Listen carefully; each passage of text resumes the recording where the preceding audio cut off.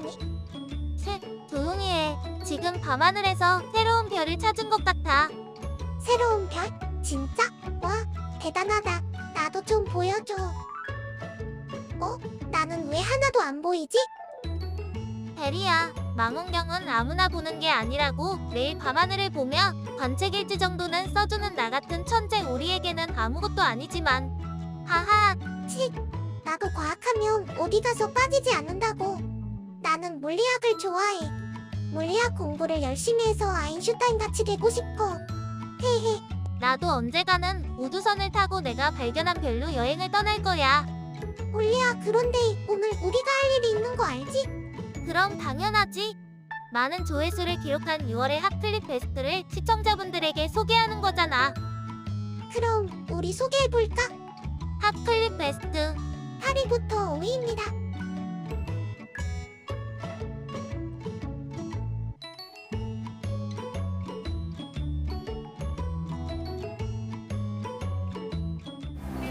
방진복으로 갈아입은 후에도 2번의 에어샤워를 더 거쳐야만 실험실에 들어갈 수 있습니다. 이곳 청정실은 연구 목적에 따라 다양한 공간으로 나뉘어져 있는데요. 저희가 실험에 따라서 1000존, 100존, 10,000존으로 구분해서 저희가 실험을 합니다. 저희가 들어갈 곳은 100존입니다. 100존의 의미는 1큐빅피트 안에 0.5마이크로 입자의 크기가 100개 이하로 관리한다는 뜻에서 100존이라고 저희가 표현을 하고요. 그다음에 이쪽은 1000개까지 관리할 수 있어서 이건 1000존. 그다음에 저 앞쪽은 10,000개까지 관리할 수 있는 10,000존이 되겠습니다. 그래서 입자가 발생하는 걸 최소화시켜서 관리를 하고 있습니다. 우리나라에서 가장 깨끗한 실험 환경을 갖춘 이곳에서 이재종 박사는 10억분의 1m 크기의 나노 구조체를 구현하고 있습니다. 잘 작업이 된 것 같아요. 이게 나노 패턴이 있는 마스터 스탬프입니다. 그래서 이 마스터 스탬프를 이용해서 유연한 기판에 이 패턴을 전사할 겁니다. 그래서 그 전사하는 방법을 나노 임프린트를 이용해서 전사를 하게 될 겁니다. 나노 패턴이 새겨진 스탬프를 웨이퍼나 유연한 필름 위에 찍어내는 나노 임플란트 기술은 자외선 혹은 열을 가해줌으로써 패턴을 형성하는 기술인데요. 미세한 패턴을 복제하기 위해 가장 먼저 스탬프 위에 폴리머 용액을 발라줍니다. 그리고 그 위에 패턴을 새길 기판 필름을 붙여주는데요. 나노 크기의 패턴이 정확하게 스탬프 사이사이에 채워져야 하기 때문에 균일하게 압력을 가해주는 것이 나노 임플란트 기술의 기본 공정 조건 중 하나입니다. 이 정도 압이면 아까 디스퍼전 돼 있는 그 용액이 퍼질 것 같긴 한데. 한번 해봐요. 다음 자외선으로 액체 상태의 폴리머를 굳히는데요. 폴리머가 UV에서 경화가 됩니다. 그러면 안에 들어갔던 것들이 다 하나의 일체처럼 굳어진다는 걸 보시면 되고요. 떼면 패턴이 만들어지는 거죠. 장비에 넣은 지 30초 만에 나노 패턴이 새겨진 기판 필름이 완성됐습니다.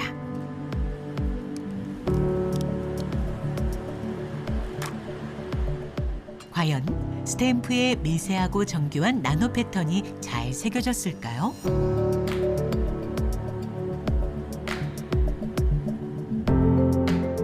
작은 구멍이 촘촘히 새겨진 것을 보니 제대로 새겨진 것 같네요. 나노 임플란트 기술을 이용해 130나노미터부터 25나노미터의 미세 패턴까지 구현한 이재종 박사. 나아가 세계 최고의 정밀도인 12.5나노미터 구현에도 성공했습니다. 적용 분야도 다양한데요. 올레드 디스플레이에 들어갈 수 있는 소자, 그다음에 대면적 와이어 그리드 폴라라이저 그런 데 쓰이고 있고요. 최근에 저희가 바이오 센서를 만들거나 그다음에 우리 몸에 들어갈 수 있는 임플란터블 디바이스의 나노 구조체를 만드는 거를 저희가 임프린트 장비를 이용해서 적용을 하고 있습니다. 결국은 나노 임프린트가 가지고 있는 굉장히 큰 장점, 저가이고 그다음에 공정이 굉장히 빠르고 대량 생산이 가능하다는 장점 때문에 조만간 반도체 쪽에도 쓰일 수 있지 않을까 이렇게 생각이 되고요. 한국지질자원연구원은 기술 상용화를 위해 오랫동안 연구하고 우리나라 영해를 조사해 왔는데요. 먼저 대수층에 분포하고 있는 암석의 특징에 주목했습니다. 암석에 골고루 분포하고 있는 공극을 이용하기 위해서 말이죠. 공극이란 암석의 구성 성분 사이사이에 존재하는 빈 공간을 말합니다. 대수층이 존재하는 이유가 바로 이 공극에 물이 있기 때문인데요. 한국지질자원연구원은 현재 이 공극에 가득 찬 물을 밀어내고 이산화탄소를 주입하는 기술을 연구하는 중이죠. 이 연구에는 대수층의 암석을 모사한 샘플이 이용되는데요. 미세한 공극들 사이로 이산화탄소를 밀어넣는 데는 높은 압력, 즉 에너지가 필요합니다. 물을 원활하게 밀어낼 수 있어야만 적은 에너지로도 이산화탄소를 저장할 수 있죠. 보다 경제적으로 효율적인 주입 기술을 개발하기 위한 노력. 연구원은 이에 대한 해답을 찾아가고 있습니다. 두 가지 기술들을 개발을 하고 있습니다. 먼저 첫 번째는 주입과 저장 효율을 향상시키는 기술이 하나가 있겠고요. 두 번째는 안전성을 확보하는 그러한 기술들이 있겠습니다. 저장 효율을 향상하기 위해서 저희는 계면 활성제와 같은 첨가제를 이용을 해서 주입과 저장 효율을 향상시키는 그러한 기술들을 개발을 하고 있고요. 계면 활성제는 비누나 세제 등에 많이 활용돼 우리에게도 친숙한 물질인데요.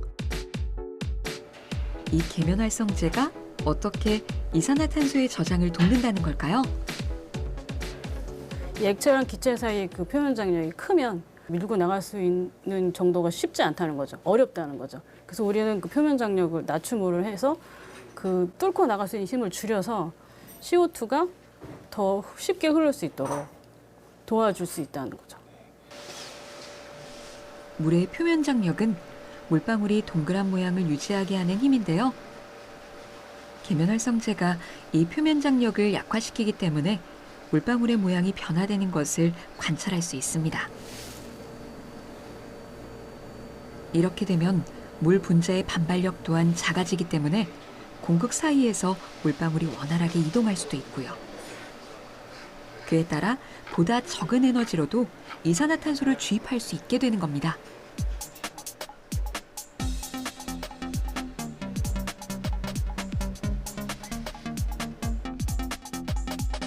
암석 샘플로 확인해 볼까요? 용액이 매우 쉽게 공극 사이로 침습하는 것을 확인할 수 있습니다.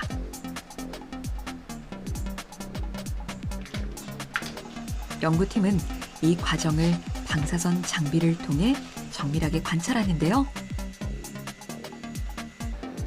이 연구로 CCS 기술이 보다 넓은 대수층에 적용될 수 있는 기틀을 마련했습니다. 이제 남은 건 대수층의 정확한 위치를 찾아내는 일입니다. 한국지질자원연구원은 꽤 오래전부터 대수층을 찾기 위해 여러 기관과 협력하여 조사해 왔는데요. 지금 국내에서는 서해 군산 분지를 대상으로 해가지고 대규모 저장소를 찾는 작업을 지금 현재 진행을 하고 있습니다. 저희 연구원에서는 탐해 2호라는 물리 탐사선을 보유하고 있는데요. 현재 광역 탐사와 정밀 탐사를 이미 수행을 하였습니다. 그래서 아마 연말쯤에는 서해 군산 분지를 대상으로 해가지고 저장 용량 평가가 나올 것으로 기대를 하고 있습니다.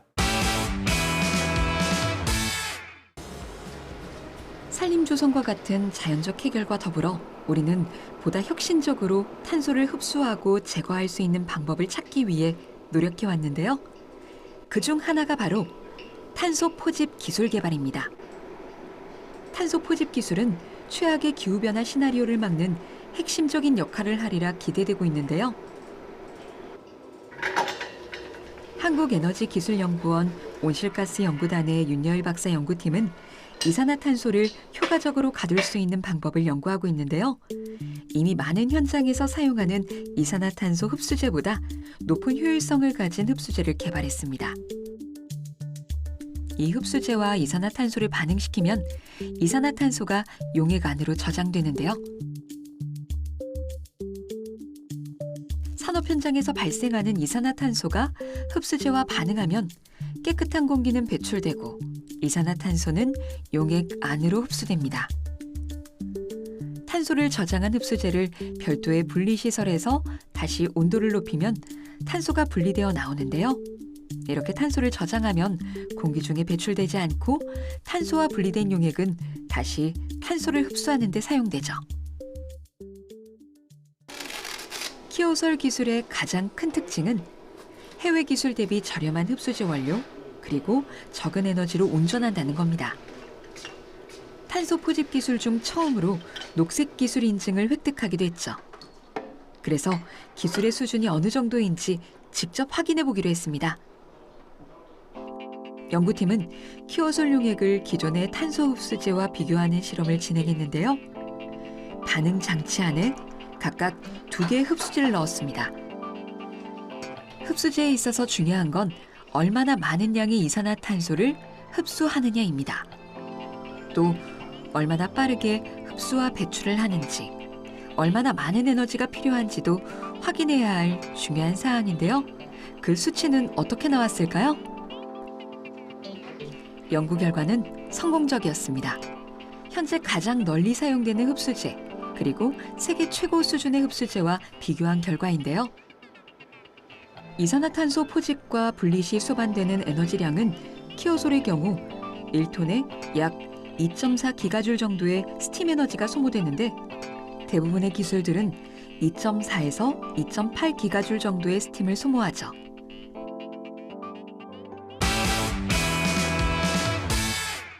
옷감이 근육의 역할을 한다니 신기한데. 하지만 기술자의 근육 옷감은 단순 부착만으로 놀라운 힘을 낸단다. 바닥의 개수에 따라서 들어올릴 수 있는 힘을 측정하는 실험 장치입니다. 여기에는 실이 360개쯤 들어있고요. 여기에는 900개쯤 들어있습니다. 가벼운 옷감이 무거운 중량을 들어올릴 수 있을까? 각각 추를 달아 시험해봤는데 빠르게 들었다 놨다 할 수 있는 건 기본이고 옷감이 수축하면서 추를 한 번에 들어올리기도 성공! 얘는 360가닥 2g 정도 되고 얘는 900가닥 5g 정도 들어가 있습니다. 각각 2kg, 5kg을 들 수 있어서 자체 무게의 1000배를 들어올릴 수가 있습니다. 1000배요? 네. 이렇게 어마어마한 힘을 낼 수 있는 이유, 바로 근육 옷감을 짜는 소재 때문이라고. 이거는 니켈과 티타늄의 합금인데요. 네네. 근육 옷감의 소재가 되는 형상기억 합금 와이어입니다. 최초의 형태를 기억하기만 하면 그 모양이 변하더라도 다시 원래대로 돌아오는 성질을 지닌 형상 기억 합금. 이 합금의 금속선으로 근육의 근섬유 역할을 할 미세한 스프링을 만든다고.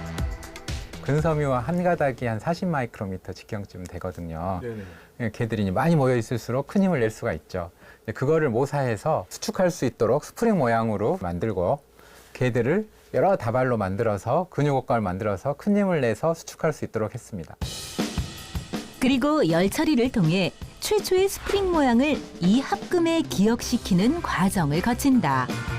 형상 기억 합금 스프링은 이렇게 짧은 스프링으로 모양을 기억시켜 놓으면 이렇게 길이를 늘린 다음에 돌아가지가 않습니다. 얘를 다시 돌아가게 하는 방법은 온도 변화를 주는 겁니다.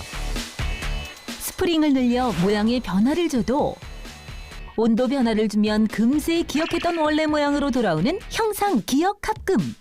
수축은 빨리 가열시켜서 빨리 움직이는 게 되는데 이완은 빨리 식어야 되거든요. 네네. 그럼 빨리 식으려면 가능하면 표면적을 넓혀줄수록 좋아요. 가는 거를 여러 개 만들면 발열 면적이 넓어져서 빠르게 식기 때문에 이완 속도를 향상시킬 수가 있고 좋은 구동기가 될 수 있는 거죠.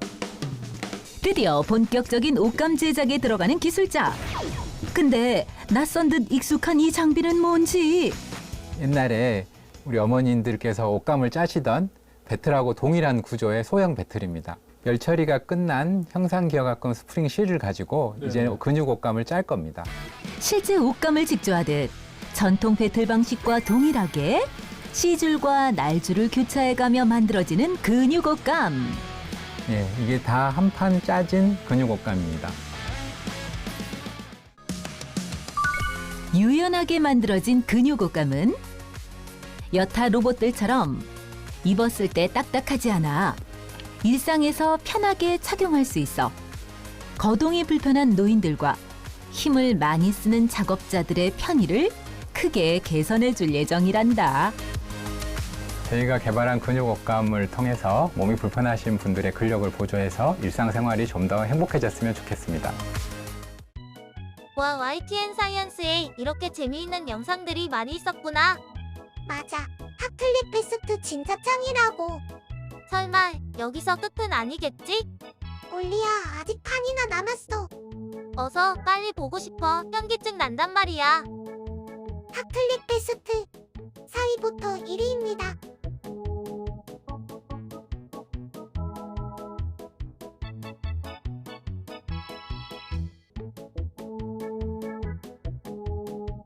이걸 어떻게 글씨 쓰지? 이걸로 글씨를 쓰려면 전기를 통해야 되거든요. 이 종이에 이제 글씨를 쓰게 될 텐데요. 종이는 도체일까요? 부도체일까요? 제가 이거 압니다. 부도체. 네, 아무리 해도 전기가 통하지 않을 거예요. 그러면 이 종이에 전기를 통하게 하려면 전기의 길을 만들어 줘야 될 것 같은데요. 오, 좋습니다. 이게 이제 핵심이에요. 아이오딘화 칼륨. 아, 이제 가루로 되어 있는데요. 이것을 이제 용액으로 만들 거예요. 그래서 우리가 전해질이라고 얘기를 하는데 전해질은 고체일 때는 전기를 통하지 않고 이제 수용액 상태에 있을 때 전기를 통하게 되는 물질이에요. 물에다가 타면 돼요. 제가 물을 한번 넣어보겠습니다. 그래서 이걸로 붓으로 종이를 한번 적셔 볼게요. 쭈쭈쭈쭈쭈. 쭈쭈쭈쭈쭈쭈. 자, 정사임당 같으신데요. 아, 고맙습니다. 됐습니다. 자, 됐어요. 그다음에 이제 연결을 해야 되겠죠? 그죠? 플러스 극이 있습니다. 플러스 극이. 자, 조심스럽게 좀 넣고요. 마이너스 극을 다시 뽑고 글씨가 써질까요? 써진다. 네.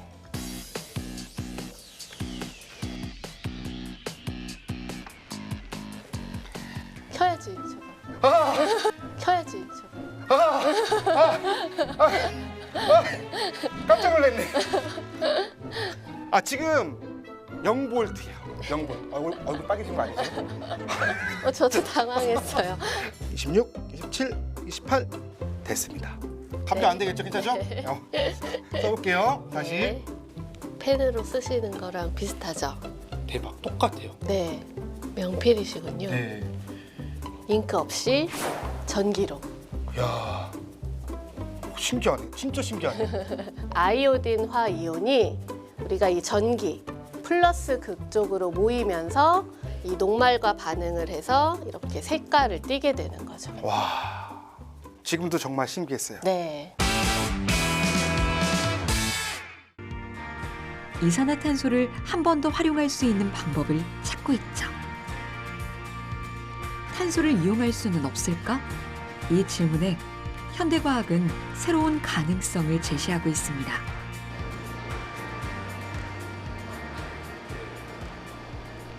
CCS 기술을 이산화탄소 포집 활용 저장 기술, CCUS 기술로까지 발전시킨 건데요.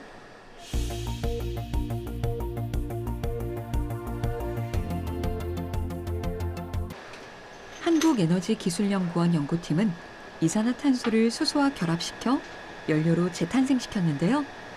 물론 그 조건을 찾고 구현하는 게 쉬운 건 아니었습니다. 수소와 일산화탄소를 이제 약 온도는 230에서 350도 범위, 압력은 10바에서 30바 분위기 조건에서 촉매 표면에서 이제 반응을 해서 탄화수소를 생산하고 그 탄화수소를 이제 분별 증류를 해서 이제 이퓨얼이라는 연료로 이제 적용시킬 수 있는 그런 실험을 테스트하는 장비입니다. 재생 합성 연료라고도 불리는 이퓨얼은 최근 주목받고 있는 수소 에너지와도 관련이 있습니다. 전기 분해로 얻은 수소와 포집된 탄소를 반응시켜 연료를 만드는 건데요. 이 과정을 통해 기존의 화석 연료를 대체할 새로운 연료를 생산할 수 있고요. 제작 과정에서 대기 중 탄소를 포집하기 때문에 많이 생산할수록 탄소 농도를 줄일 수 있죠. 반응을 마치고 드디어 병에 담긴 연료. 탄소 중립은 그 기술이 탄소를 배출하지 않는 것도 중요하지만 생산 과정에서 탄소가 발생하지 않는 것도 매우 중요합니다. 이 연료 또한 포집된 탄소와 물만 사용했기에 탄소 순 배출량은 제로입니다.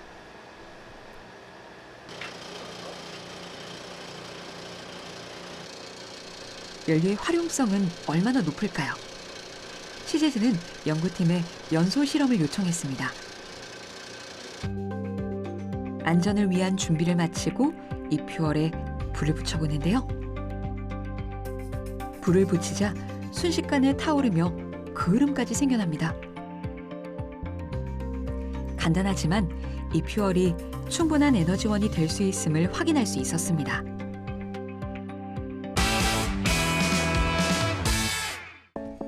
울산에 위치한 하수 생활 폐기물 처리 시설. 하루에 약 500톤의 하수를 처리하고 약 650여 톤의 생활 폐기물을 소각하는 이곳에서는 어마어마한 양의 탄소가 발생합니다.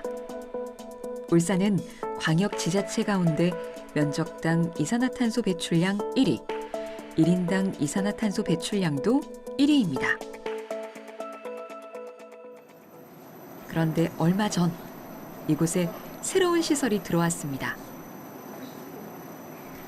커다란 저장 탱크들이 나란히 놓여 있고 내부에는 슬러지를 압축하기 위한 거대한 필터 프레셔도 보이는데요. 시설의 정체를 물어봤습니다.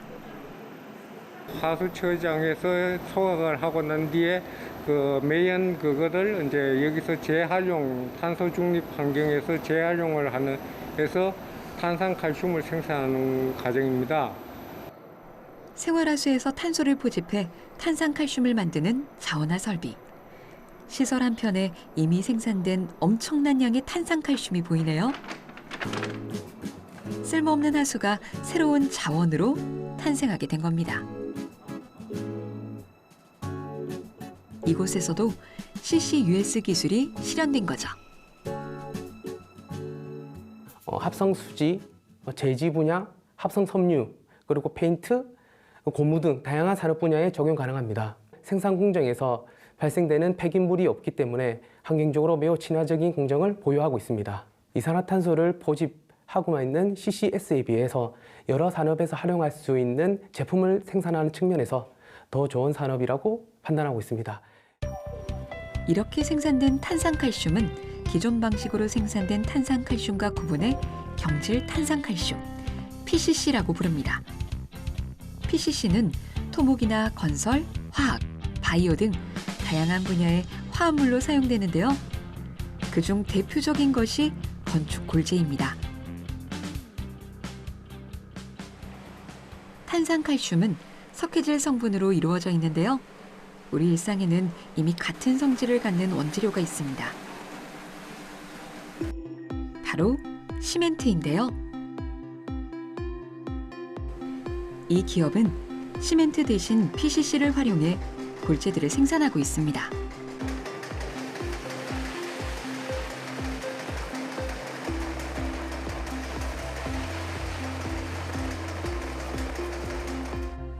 이산화탄소 감축을 넘어 이산화탄소를 자원으로 재활용하는 기술을 고민한 결과물인 셈이죠.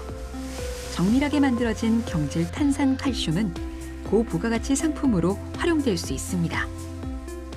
PCC를 지금 현재는 저희가 가지고 있는 기본 무시멘트 결합제와 같이 배합을 하여서 시멘트보다 좀 더 높은 강도를 가질 수 있게 그렇게 제작하여 사용하고 있습니다. 이렇게 만들어진 PCC 콘크리트는 건축용 콘크리트 블록 또는 콘크리트 철도 침목에 사용된다고 하죠. 완성품을 보고 있자니 머지않아 탄소 중립이 정말 가능한 시대가 올지 모른다는 희망이 생겨납니다.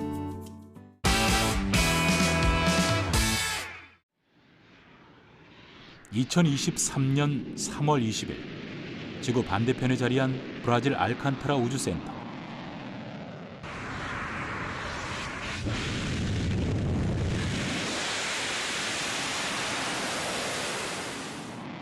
흰 연기와 불꽃을 내뿜으며 로켓이 우주를 향해 힘차게 날아올랐습니다. 이날 로켓의 비행 시간은 총 4분 33초. 발사 성공 이후 전 세계에 관심이 집중된 이 로켓은 우리 민간 기업이 5년여간 독자 개발한 우주 발사체 한빛 TLV입니다. 한빛 TLV는 무게 8.4톤의 1단형 시험 발사체로 고체 연료와 액체 연료의 장점을 결합한 15톤급 하이브리드 로켓 엔진을 국내 최초로 장착했는데요. 이번 비행 시험은 15톤급 메인 엔진에 대한 비행 성능 검증이 주 목표였습니다. 그동안 국내에서 위성을 우주로 실어 나르는 우주 발사체 개발은 정부나 대기업에서 진행돼 왔는데요. 순수 국내 기술로 만든 첫 민간 발사체라는 점에서 그 의미가 남다를 수밖에 없습니다. 제 개인적으로는 이런 우주 산업 혹은 위성 발사 시장은 점점 더 커질 거라고 생각을 하고 있고, 국내도 다행히도 정부를 주도로 해서 이런 저희 같은 민간 기업 육성이라든지 이런 정책들이 많이 펼쳐지고 있어서 앞으로는 우리나라도 이미 누리호 발사를 통해서 지금 세계 우주 7대 강국에 우리나라가 지금 들어가 있긴 하지만 앞으로는 더 큰 발전이 있을 걸로 보고 있습니다. 2023년 4월 20일 총 길이가 120m에 달하는 인류 역사상 가장 크고 강력한 발사체인 스페이스X의 스타쉽이 발사됐습니다. 하지만 발사 4분여 만에 공중에서 돌다가 그대로 폭발했는데요. 스타쉽은 발사 2분 52초가 지났을 때 1단 로켓과 2단 로켓이 분리되어야 했지만 단 분리가 이루어지지 않았습니다. 첫 시험 발사가 실패로 돌아갔지만 일론 머스크는 앞으로 나아가기 위해 더 많은 것을 배운 시간이라고 밝혔는데요. 로켓 발사의 역사는 곧 실패의 역사라고 해도 과언이 아닙니다.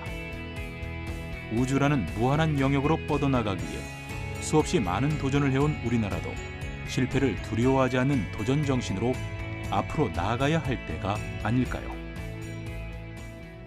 우리나라의 발사체 관련한 벤처기업의 어떤 저변 확대를 위해서는 젊은이들의 생각이 저는 혁신적이고 도전적이어야 된다고 생각합니다. 그런 도전 정신을 갖고 있는 그런 젊은이들만이 벤처기업을 창업하고 어려움이 있더라도 극복하고 새로운 기술을 창출해내고 발굴하고 성공까지 할 수 있으리라 봅니다. 베리야, 너는 꿈이 뭐야? 나는 슈레딩거의 고양이보다 유명한 고양이가 되는 게 꿈이야. 슈레딩의 고양이? 그게 뭐야? 홀도 과학 덕후 맞아? 슈레딩거의 고양이는 물리학자 슈레딩거가 양자역학의 불완전함을 보이기 위해서 고안한 사고 실험이잖아. 아하, 하지만 양자역학은 언제 들어도 어렵다. 학트리 베스트를 많이 보다 보면 양자역학을 이해할 날이 오겠지? 그래, 맞아. 올리 너는 항상 긍정적이어서 좋아, 히히. 내 친구 베리야, 우리 이제 시청자분들에게 인사해볼까? 그래, 올리야. 시청자 여러분, 다음 시간에 만나요. 안녕.